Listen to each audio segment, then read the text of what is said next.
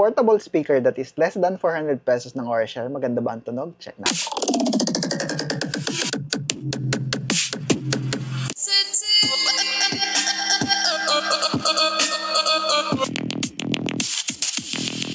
This is the Aurashare BS20. Same price range lang sila ng BS01 na na-review na natin before. Medyo iba lang yung design to but same color options din sila. Sound quality compared to BS01 is the same. Para sa 5 watts na portable speaker, may bubuga din talaga to. May SD card slot dito sa likod para sa mga MP3s. At sa tabi naman niya yung Type-C for charging. At dito naman sa baba ang music controls like volume, play, mode switch, at forward and back buttons. Sobrang handy lang talaga niya at sing-laki lang siya ng palad ko. At ang mura lang din nito, diba? Kasama sa box ang user manual, USB charging cable, at ang Aurashare BS20 Bluetooth speaker. Kaya kung kailangan mo din nito, iwan ko na lang yung link dyan sa baba at i-check out mo na yan. Yun lang, thanks for watching and follow for more.